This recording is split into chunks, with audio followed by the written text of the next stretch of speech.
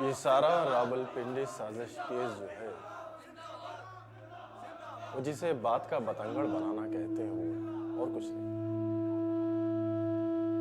चूंकि हम फौज में रह चुके थे और इसलिए बहुत से फौजी अफसर हमारे दोस्त थे। उनमें से कुछ ऐसे भी थे जिनके साथ हमारे सियासी नजरियात हमाम थे। अब किस्सा सिर्फ इतना है कि एक दिन हम लोगों ने बैठकर बातें की इस मुल्क में क्या होना चाहिए और किस तरह से इसके हालात को बेहतर बनाया जाए। उन्होंने खुद ही सारी मंसूबाबंदी की और हमसे कहा कि आप सिर्फ हमारी बातें सुनिए। हमने उनकी बातें सुन ली। उन्होंने खुद ही फैसला किया कि हुकूमत का तख्ता नहीं उलटना है। फिर किसी ने ऊपर जाकर मुखबरी कर दी कि हमने हुकूमत का तख्ता उलटने का मंसूबा बनाया था और सरकार ने हमारे खिलाफ साजिश का केस दायर कर दिया और मैं खामखा बीच में फंस गया और बिला वजह 4 साल जेल में काटने पड़े।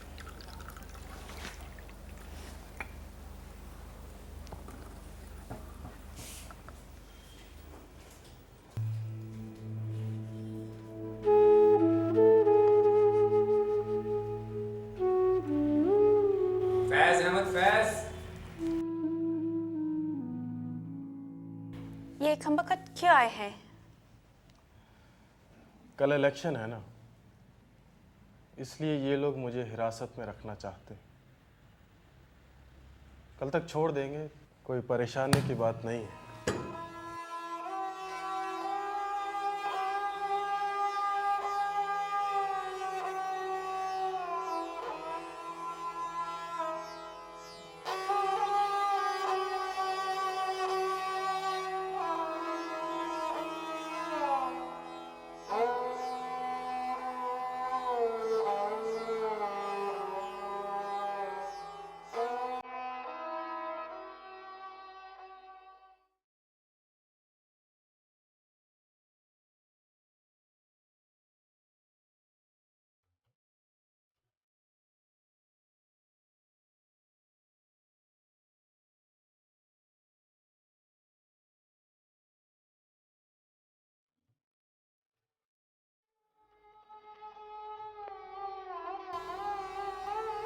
चलिए।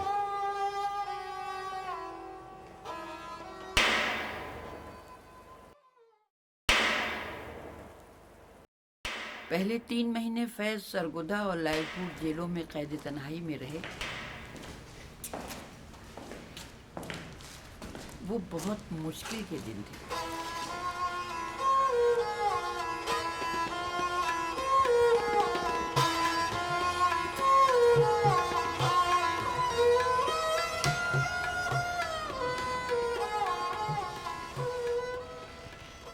आप ही फैज हैं?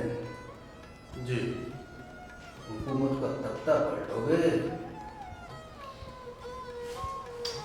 चलिए।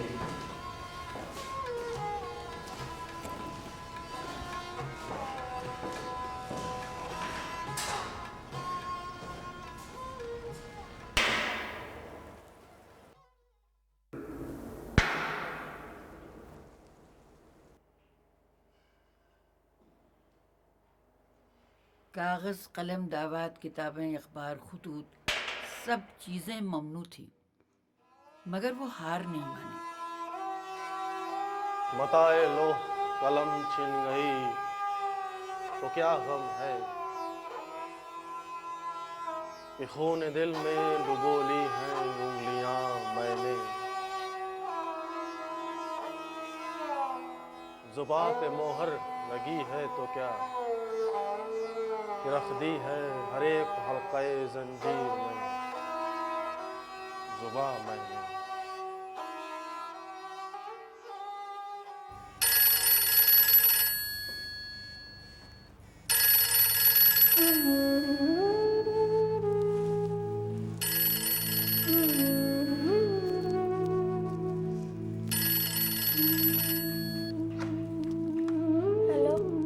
बोल रहा है? सलीमा। सलीमा? फैज की बेटी? जी। अपनी अम्मा से कह दो हम तुम्हारे बाप को मार डालेंगे, हाथ काट देंगे, टांगे तोड़ देंगे। मुल्क के गद्दारों का यही सुलूक होता है। मम्मा वो कह रहे हैं कि हमको मार डालेंगे और हाथ काट देंगे।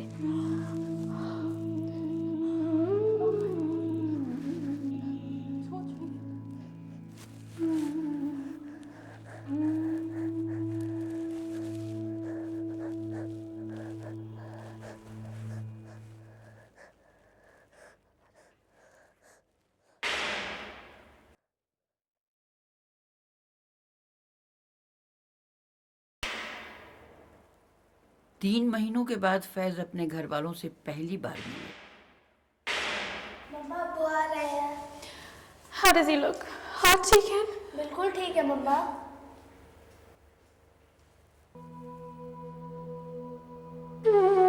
न पूछ जब से तेरा इंतजार कितना है, कि जिन दिनों से मुझे तेरा इंतजार नहीं।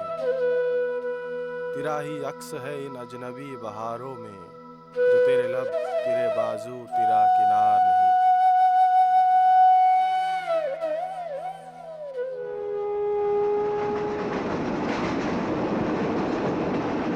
फिर लायलपुर जेल से हैदराबाद सिंध के सेंट्रल जेल मुंतकिल कर दिए गए। यहाँ रावलपिंडी साजिश केस के बाकी मुलजिमों के साथ नज़रबंद कर दिए गए और जेल में ही एक अदालत बैठाई गई।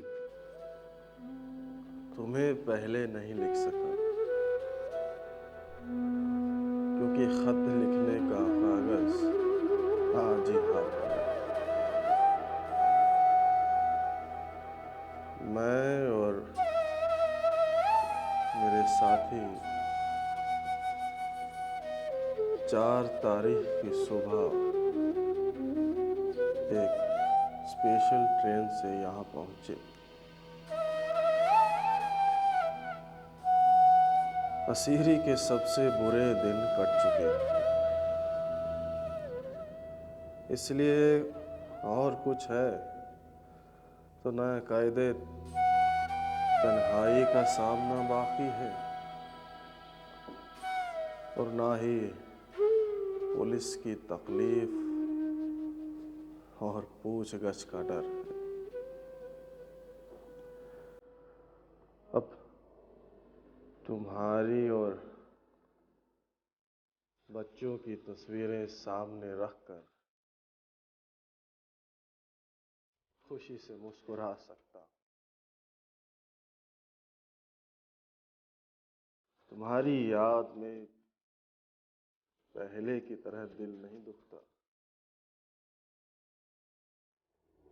रात यूं दिल में तेरी खोई हुई याद आई,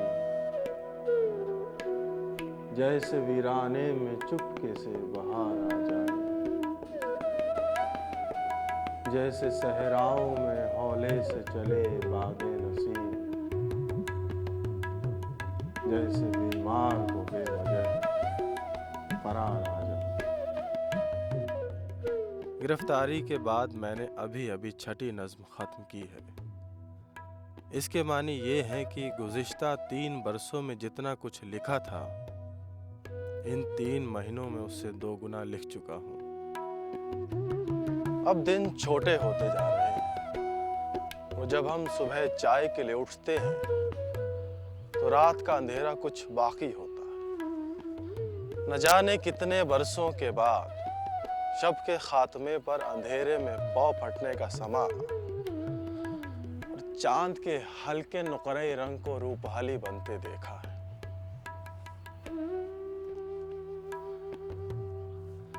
शब के ठहरे हुए पानी की सियाह चादर पर जा बजा रक्स में आने लगे चांदी के भंवर। चांद के हाथ से तारों के कंवल गिर गिर कर डूबते तैरते मुरझाते रहे, खिलते रहे। रात और दिन बहुत देर गले मिलते रहे। जेल का तजुर्बा कुछ ऐसा ही है। जैसे जवानी के आगाज में पहला इश्क, जैसे इश्क में खामखा शेर बनते ही चले जाते हैं। इंसान जज्बात की रो में बहकर शेर कहता ही चला जाता है। जेल खाने में कुछ ऐसा ही है।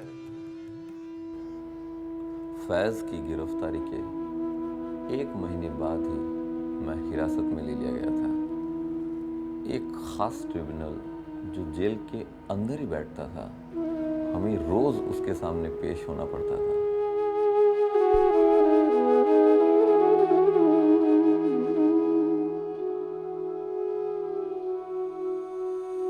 सरकारी वकीलों की बहस और जिरह, सफाई के वकीलों का जवाब, सैकड़ों गवाहों की गवाहियां, ये सब सुनते रहते थे। आमतौर पर ये चंद घंटे निहायत बोरिंग होते थे।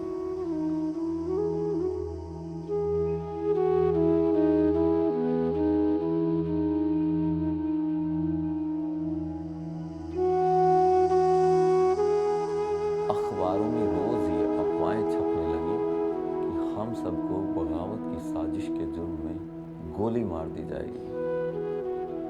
मगर फैज़ ने अपने कलाम में अपनी ऐसी बेमिसाल सफाई पेश की कि उन पर इल्ज़ाम लगाने वाले खुद ही मुजरिम नजर आने लगे।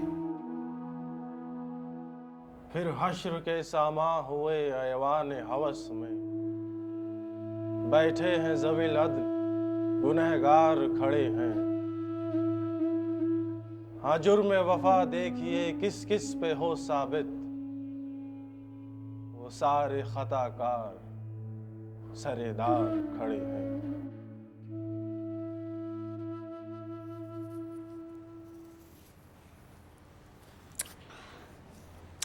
Mizu Beta, why does your hair get knotted every day? कल कटवा देंगे।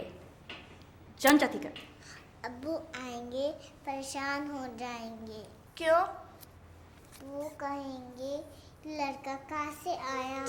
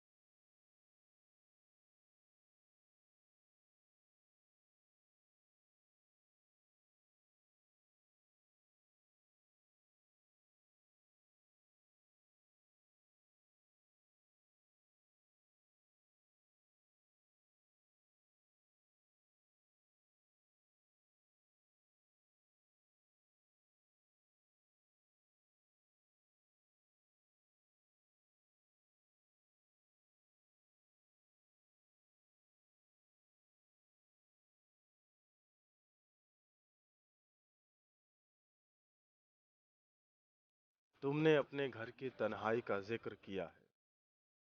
मैं जानता हूँ ये तन्हाई कितनी कड़ी और जुदाई के ये लम्हे कितने गरा हैं।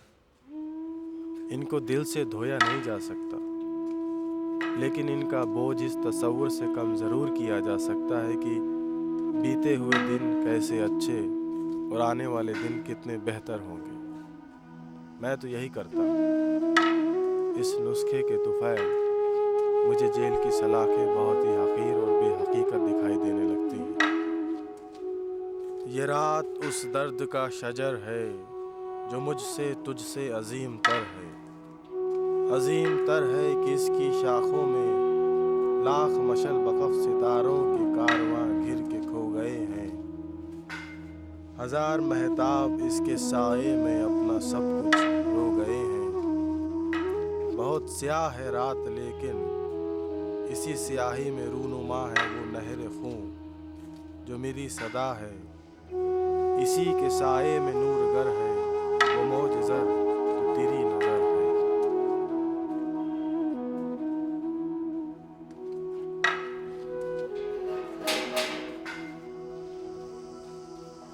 चलिए, साहब ने बुलाया है। फैज़ अपने बड़े भाई तुफैल अहमद को बहुत चाहते थे। तुफैल खां फैज़ से मुलाकात के लिए हैदराबाद सिंध के लिए रवाना हुए, मगर सुबह मुलाकात से पहले नमाज सुबह अदा करते हुए उन्हें दिल का दौरा पड़ा और उनकी वफात हो गई। जेलर ने मुर्दा भाई की मुलाकात के लिए फैज़ को बुलाया।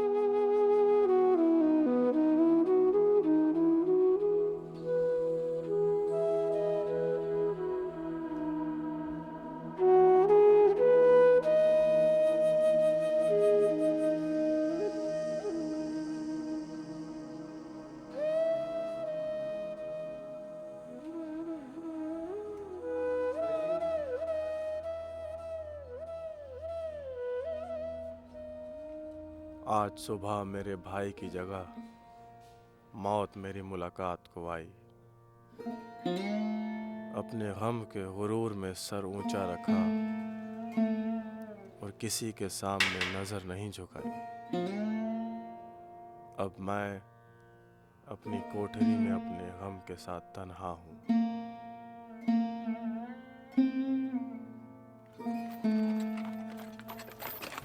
मुझको शिकवा है मेरे भाई कि तुम जाते हुए ले गए साथ मेरी उम्र गुज़िश्ता की किताब।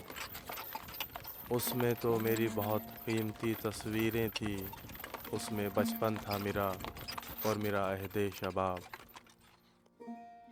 आखिरी बार है लो मान लो एक ये भी सवाल, आज तक तुमसे मैं लौटा नहीं मायूस जवाब। आके ले जाओ तुम अपना ये दमकता हुआ फूल, मुझको लौटा दो मेरी उम्र गुज़श्ता की किताब। इस हादसे से फैज साहब को इतना सदमा हुआ कि महीनों नी मुर्दा हालत में रहे। एक दिन तो चारपाई से उतरते हुए बेहोश होकर फर्श पे ही गिर गए।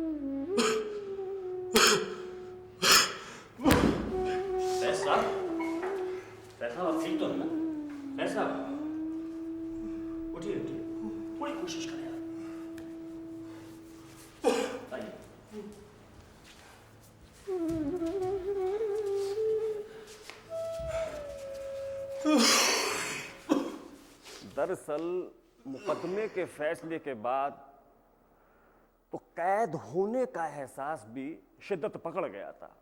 मेरे लिए शक की कोई गुंजाइश नहीं है। तमाम वाक़यात और हक़ाइक़ पर गौर करने के बाद साफ साफ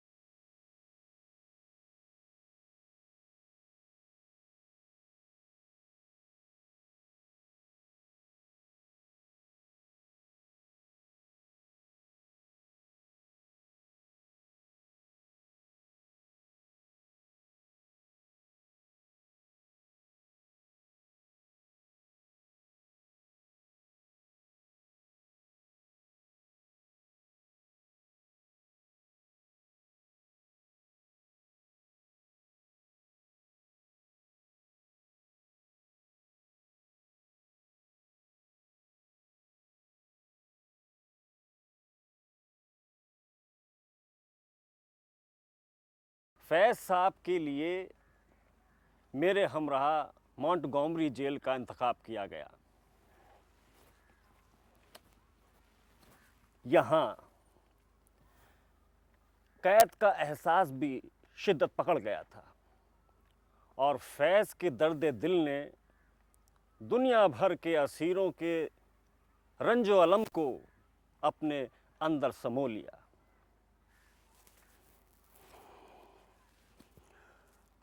रोजनबर्ग के जोड़े की कुर्बानी से मुतासिर होकर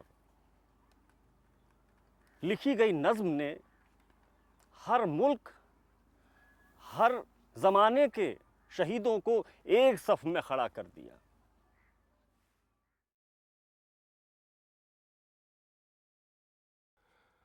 जेल में आने से पहले हम समझते थे कि असीरी कोई शुजाना और बुलंद मर्तबा बात है।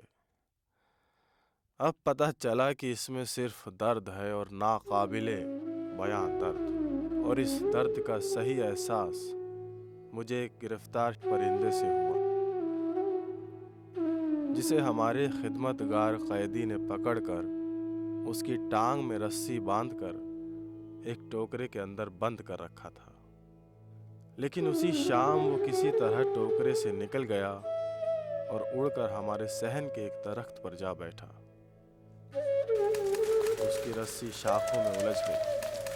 वो बेचारा फड़फड़ाता रहा और हम उसकी गुलूगीर फरियाद सुनते रहे। अगली सुबह हमने उसे नीचे उतार दिया, लेकिन उसकी टांग कई जगह से टूट चुकी थी। गालिबन 2-4 दिन में वो मर जाएगा।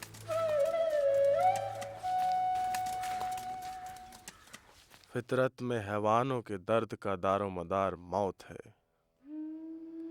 ये सिर्फ इंसान का मुकद्दर है कि वो अपना दर्द और अपने जख्म दिल में लिए जिए जाता है। उसके दर्द का इलाज मरने से नहीं, जीने से ही होता है। वो दुख उठाए जाता है और उम्मीद किए जाता है उस दिन की उम्मीद जो शायद उसे कभी देखना नसीब ना हो। वो दिन जब सारे गम मिट जाएंगे, सब दर्द थम जाएगा, जब रोने के बजाय हंसना होगा और सब आंसू खुश्क हो जाएंगे। और शायद अब वो दिन करीब आ रहा है।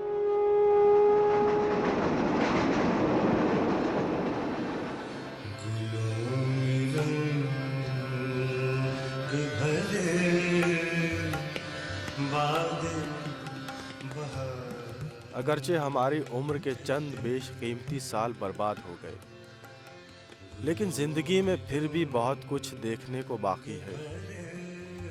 तो आप दिल को संभालें और अगली फसले गुल का उस वक्त तक इंतज़ार करें कि जबकि हुजूम गुल पर से खिज़ा का साया उठ चुका होगा। गुलों में रंग भरे बादे नौबहार चले, चले भी आओ कि गुलशन का कारोबार चले। कफस उदास है यारो सबा से कुछ तो कहो, कहीं तो बहरे खुदा आज जिक्र यार चले। जो हम पे गुजरी सो गुजरी मगर शबे हिजरा, हमारे अश्क तेरी आक़बत सवार चले।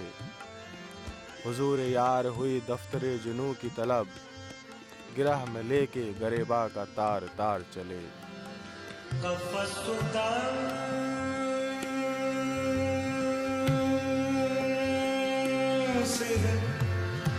यारों सबा से कुछ तो कहो, कफसुदा से यारों सबा से कुछ तो कहो। कहीं तो बहरे खुदा आज जिक्र यार